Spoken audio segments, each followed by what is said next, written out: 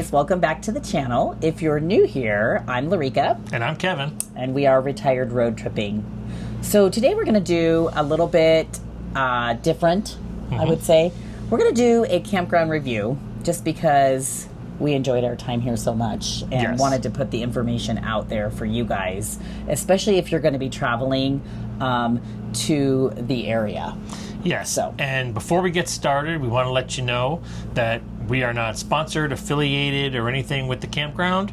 We paid full price for our time here and thoroughly enjoyed it that much that we just felt the need to share it with you to give you an option of, like Larika said, if you're ever in the area. So the area we're talking about is near Coeur d'Alene, Idaho, and it's a top destination for most people because it is such a great city with spectacular views and so much to do. The problem with most of those types of places is they will cost you a ton of money just to stay. And that usually is for a very short time. So if you've been watching the channel for any amount of time, you know that we do not stay in places for a short time. Most of the time it's anywhere between 2 weeks and a month, and most of the time it's a monthly stay because it is so much cheaper to do monthly stays. So we are in Post Falls, Idaho at the Post Falls Campground, and Post Falls is right smack in the middle of Coeur d'Alene, Idaho and Spokane, Washington. This RV park is actually right on exit 1 as soon as you get into Idaho from Washington, and it's only about 15 minutes either direction to both sides. So you really are in the center of everything in this area, and so much to do, so many places to go, and it is significantly cheaper than staying actually in the Coeur d'Alene area. The other thing about it is it's a lot less crowded. Yes. So Coeur d'Alene is very crowded, and we have a very large fifth wheel and we have a big dually truck. Yes. So we wanted the ease of staying out a little further, and this is what we do most of the time because we don't fit into national parks and all of that, and then we'll drive in. This drive is so easy though. It originally said like 20 minutes from Coeur d'Alene, but I feel like it was shorter. Yes. So I think the worst part is just the construction on the highway. Gosh, once the construction's done, it's going to be fantastic. They're probably allotting for a lot of the traffic too. Yes, absolutely. So, but yes, super convenient to get from Post Falls to Coeur d'Alene, which is the top reason that we chose to stay here. Yes. So should we talk a little bit about the actual campground itself? Yes, let's start with the actual campground. So it's located right off of Exit 1 and the I-90. Now, to be completely honest, the park is kind of up on a hill, and you literally overlook I-90 one side of the park.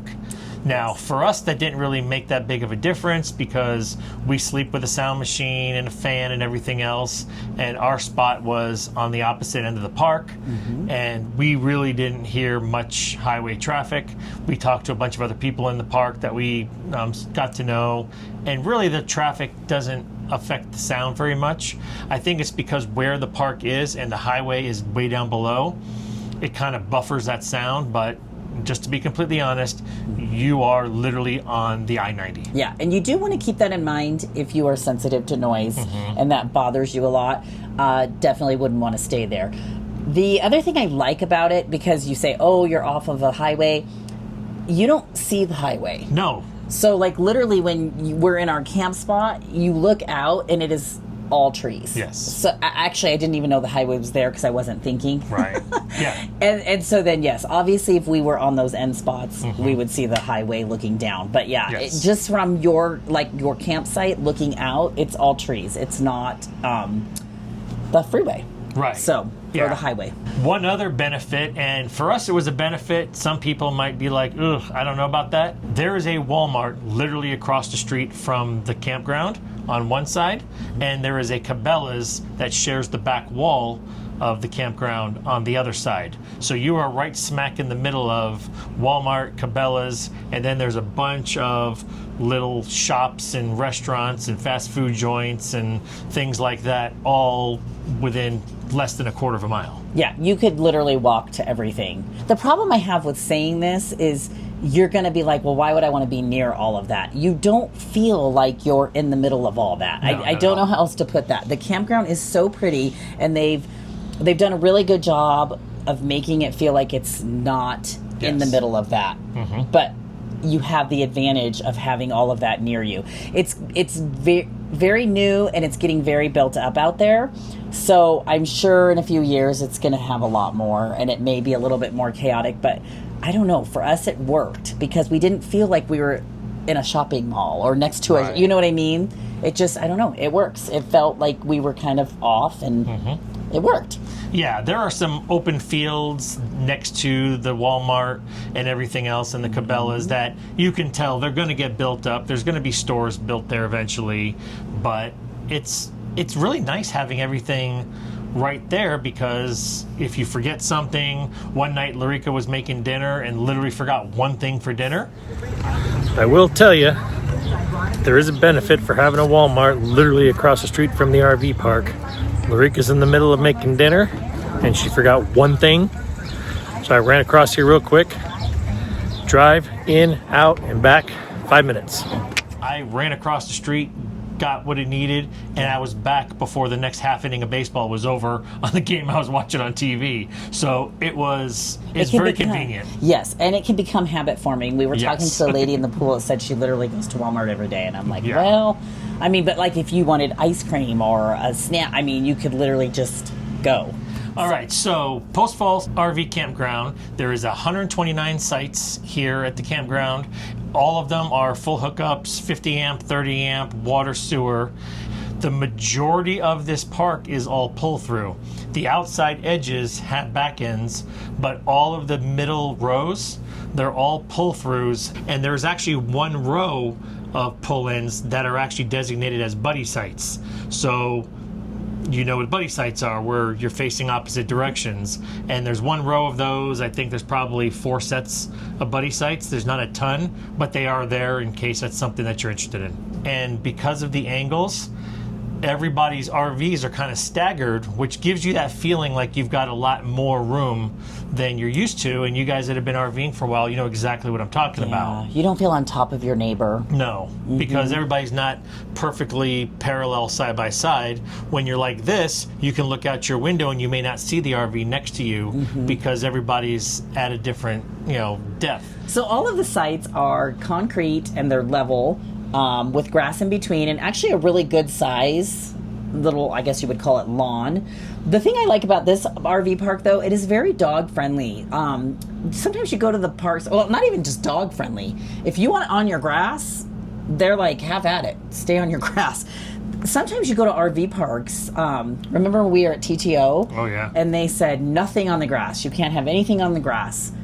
It wasn't even like good grass. It was dead and it was hard, and I don't know. I never understood that. Yeah. These guys have actually really nice grass, but they don't care if you use it. Even your pets can use it, which is crazy to me because it is really nice grass. Maybe they just get so much snow that then it regrows, kind of like Wisconsin. The RV park will tell you when you check in if you have dogs, because a lot of people set up the little fences so their dogs can be outside or, do what they want to do.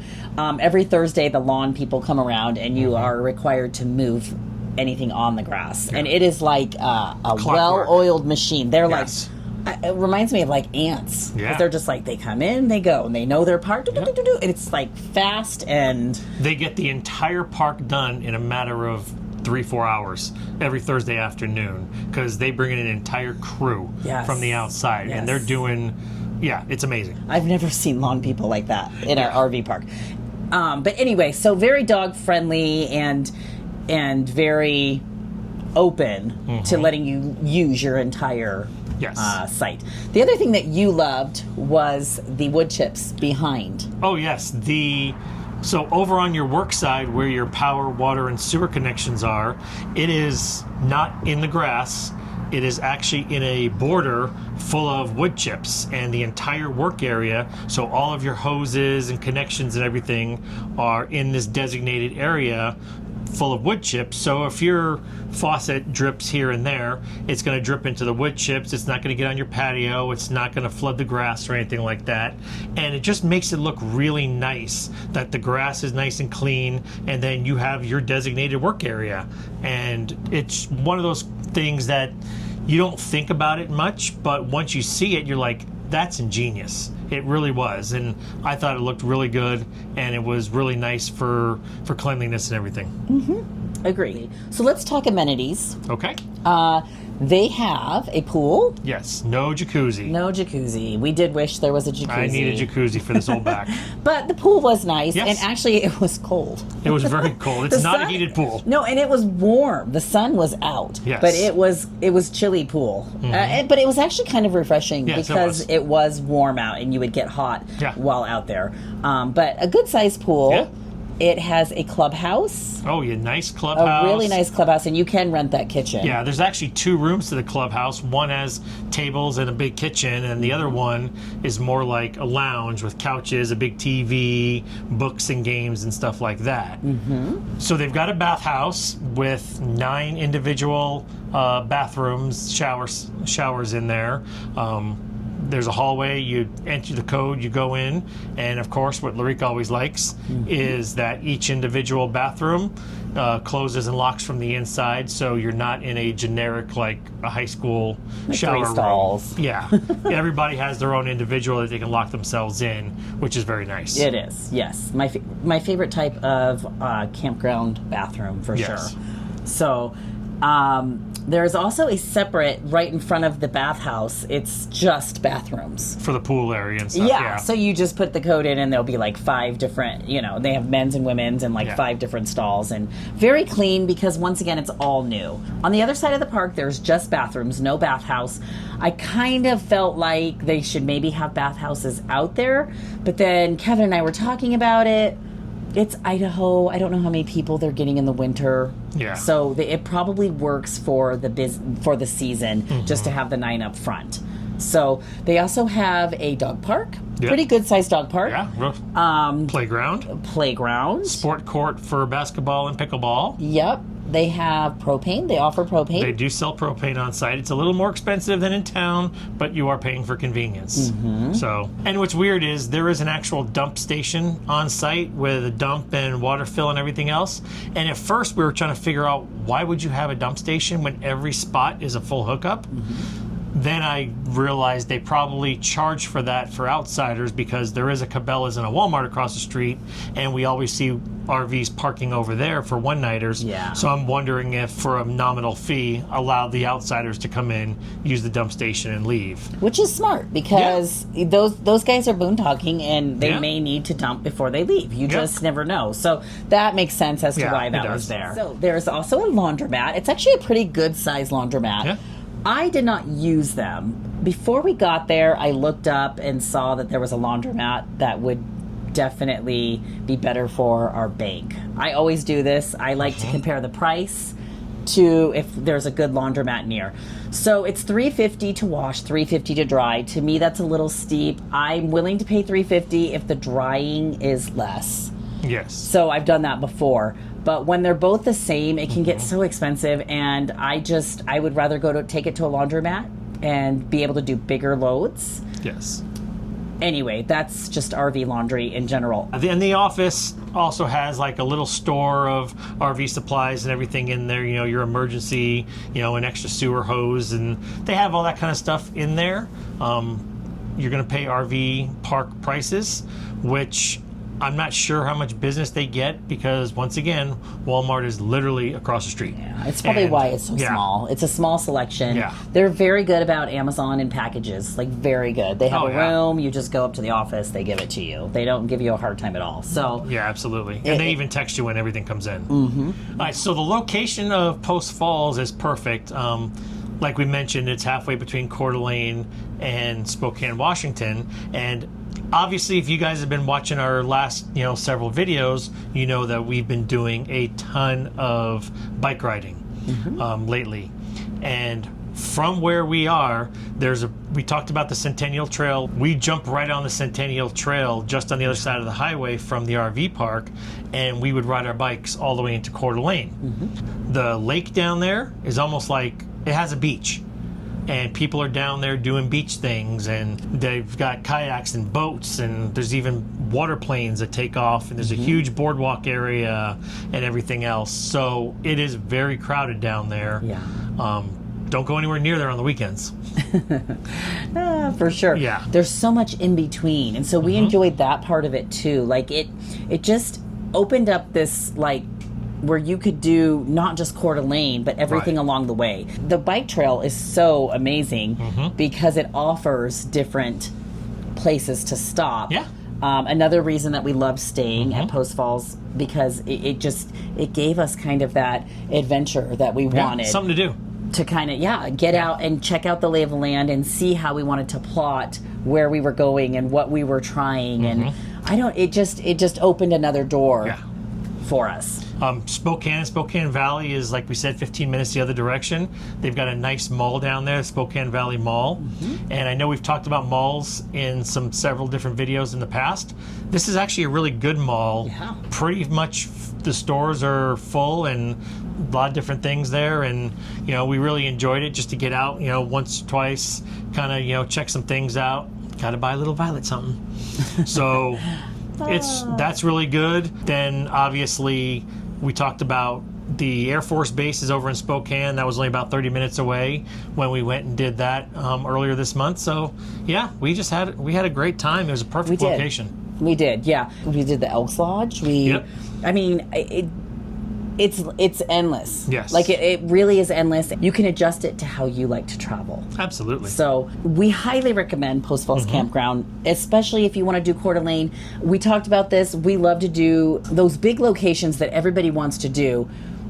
You know us. We love to do it all in the off season or the down season. Can't do that really in Coeur d'Alene. No, it's always the season. Yes, and you have to be somewhere in the prime season. Yes. You do. So for us, I don't know, Coeur d'Alene just worked out. It was amazing. Yeah. The way we did it, we didn't feel like we were in the craziness of it all. No. So something to think about. Stay longer. It's cheaper.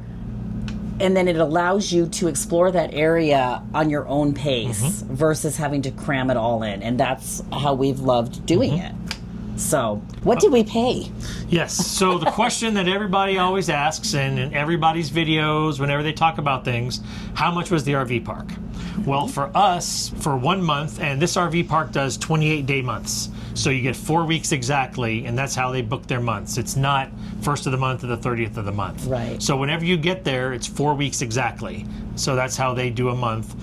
It was $1,400 flat for the month, plus tax, obviously. Which some of you, your jaw may drop. Yes. But, if you do the Keys, you do, like a lot of those places, those destinations where they know they can overcharge you, you have to think about you're going to end up paying more. Yes. When we looked into staying actually in Coeur d'Alene, it was well into the 2000s. $2,200-$2,300 a month. we felt like $1,400 was pretty reasonable. Yes. We always compare it to like what we would pay rent when we were in our sticks and bricks. So we felt it was very doable to be doing such a high traffic area.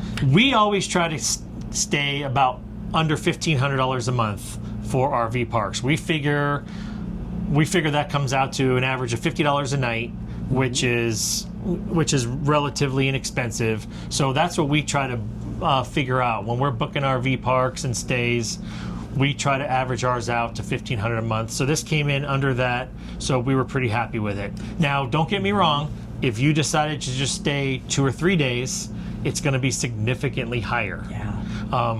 We've said it several times. There are a lot of RV parks that if you book 2 weeks, you might as well just book a month because it's right around the same price. So I think that's about where we are. I can't tell you exactly what the nightly rate is because you've got holidays, you've got weekends, you've got peak season, things like that. And they also have 3 different size RV spots here at this RV park. They've got the smaller back ends, and then they've got 2 different size of pull-throughs. They've got a large pull-through, and then we were considered the extra large pull-through. So we had the largest spots in the RV park. So obviously the thing to do would just be go on their website, and we'll put a link down here, and type in your dates, type in the size RV you have and what your needs are, and kind of figure it out for yourself. But just as a guideline, like we said, for us, the biggest RV spot in the park, pull through in the heat of the summer, it was $1,400. Yeah. And I think, like, we in no way claim to be experts, but we don't boondock. So we have to find ways to save money. And we've talked about this so many times for the last 2.5 years. We started off fast, like most people do, but we quickly learned to slow down, and we like that pace so much more. And it does save you money, and then you're able to explore those great places if you're willing to put the time into it. So we highly recommend monthly stays. We've been doing it for a long time now. It's primarily the way we love to travel. We love to slow down and just, I don't know, just become enthralled with where we're at. For me, I think, for us, it is the best way to see the country. A lot of people would never do this. I feel like most RVers would never do this, unless they're like boondocking way out and they love that. It is, I don't know, it just slows everything down, and it's fantastic. It doesn't always work, but I will tell you, the majority of the places that we stay monthly, we would never stay nightly. No. It is so overpriced, and we probably would never stay weekly. So keep that in mind when you're shopping around, or you're like, hey, you know, Retired Road Tripping did a video on this. When we go to Coeur d'Alene, let's do this. Keep that in mind. We stayed for a month. Yes. So that is how we keep the price down. Okay, so I think that's going to do it for this video. We loved our stay at Post Falls. The people were great. We met so many amazing people in the community. And we can't say enough about Idaho on a whole. My gosh, yeah. We will definitely be back. Idaho has been so great, and we have loved exploring it. So we will definitely be back. If you like this video, please give us a thumbs up. If you have any questions, do you guys stay monthly? Do you do nightly? Do you do weekly? We find that we are really in the minority of doing monthly. Like, I feel like when people do monthly, it's like a one-time thing. Yeah, and I'll be honest with you, when we started our loop this year, we did 1 week in Sequoias, 1 week in Yosemite we knew before that. we hit the Oregon coast, and for our first 1 month stay. Those 2 1 week stays, I was like spinning. Because it was like, I almost felt like as soon as we got set up, we had to turn around and tear down, because we're just not used to the 1 week stays. So we definitely like to get into our groove for the monthly. So let us know how you guys feel. Yeah. Leave us a comment. I agree. Yeah, definitely. And there's no wrong way. It's No. just how we do it. We're slow. We're like turtles. I don't know. Yeah, it's we just enjoy how it. we enjoy it. And you got to do it how you enjoy it. All right, so do us a favor, hit that like and subscribe button down below if you haven't already. We really appreciate all your support for the channel. We're growing slowly, but we're trying to grow here, and all the support you guys give us, it really helps us out a lot. Yeah. And we will see you guys next video at a brand new destination. Yeah. Bye-bye.